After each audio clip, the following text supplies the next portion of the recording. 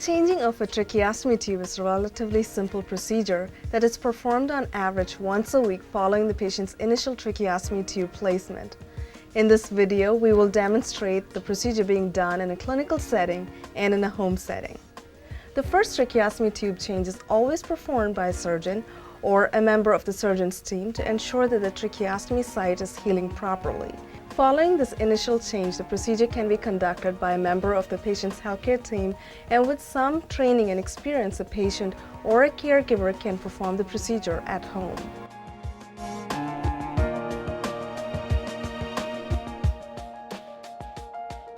Before beginning, it is important to collect all necessary equipment. You will need a suction catheter and a suction apparatus in good working condition, 2 lengths of 1/4-inch cotton tape or a Velcro strap, a new tracheostomy tube which will include an inner cannula and in most cases an obturator. Always make sure that you have the correct size tube and that the tube is intact and in good condition. You will also need a tracheostomy tube that is 1 size smaller, especially in the case of the first tracheostomy tube change or in case a change is taking place after a long interval and the current size tube does not go in. It is also necessary to have a water-based lubricant. It will prevent the tube from sticking to the skin as it is being inserted. Finally, you will need a round-ended scissors to cut the trach ties. If Velcro straps are being used, this step may not be necessary. It is very important to have all the equipment within easy reach.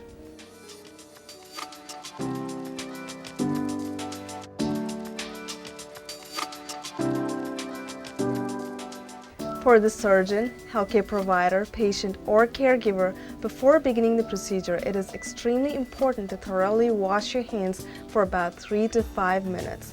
This will help to prevent infection. Once finished, put on latex-free surgical gloves.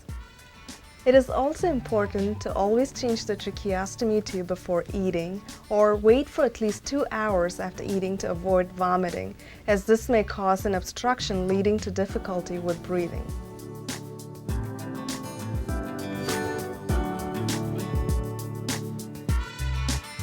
In a hospital setting, before beginning the procedure, the patient will be suctioned well and hyperoxygenated. While performing the tracheostomy tube change in a home setting, the patient may not require hyperoxygenation, but may have to suction via the tracheostomy tube if they have secretions.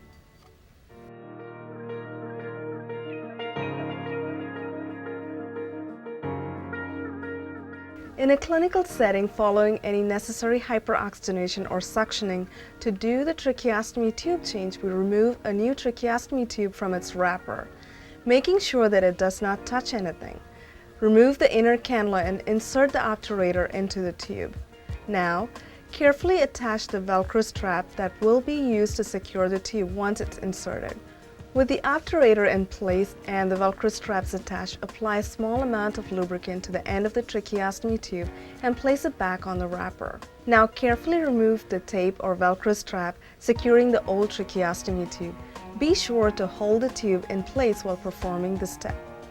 Once the tape or Velcro strap has been completely removed, withdraw the old tracheostomy tube following the curve of the trachea to avoid any damage to the windpipe or trachea.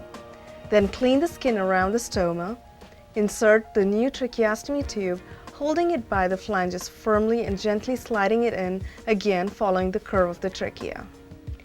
Remove the obturator and secure the new tube with straps or tape. Now insert the inner cannula and lock it into place. If coughing occurs during this step, withdraw the inner cannula and wait for coughing to subside before attempting to reinsert.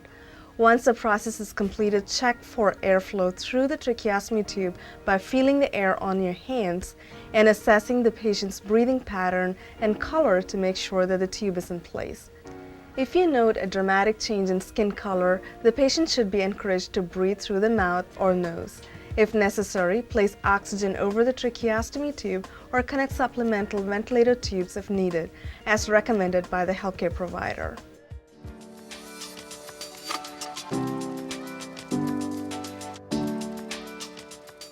As you can see, the process of changing a tracheostomy tube is a fairly simple one that with experience and training can also be performed by the patient or a caregiver in a home setting. The steps to follow are the same in the home as they are in the clinical setting. Once all the necessary equipment is assembled and hands have been thoroughly washed, the patient can recline in a sniffing position, which means with their nose up and neck extended, or they can sit in an upright position. Following any necessary suctioning, the new tracheostomy tube is removed from its wrapper, assembled, and lubricated. Now, while holding the old tube in place, remove the tape or Velcro strap securing the old tracheostomy tube. Once this step has been completed, the old tube is withdrawn following the curve of the trachea. Clean the skin around the stoma and insert the new tracheostomy tube, again following the curve of the trachea to prevent damage to the windpipe or trachea. Remove the obturator and secure the new tube with straps or tape. Insert the inner cannula and lock it into place. Remember, if coughing occurs during this step, do not become anxious. Withdraw the inner cannula and wait for coughing to subside before attempting to reinsert. Once the inner cannula has been inserted, check for airflow. If the patient or caregiver notes anything unusual when performing the procedure themselves, they should notify the healthcare provider right away.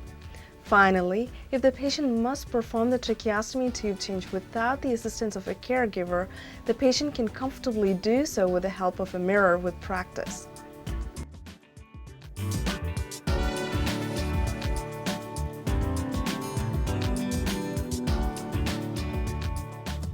As you can see, changing a tracheostomy tube is a fairly simple procedure that can be performed not only by healthcare providers, but with training by patients and caregivers. If you have any questions or if you want more information, contact your physician or email us at tracheostomy support@jhmi.edu.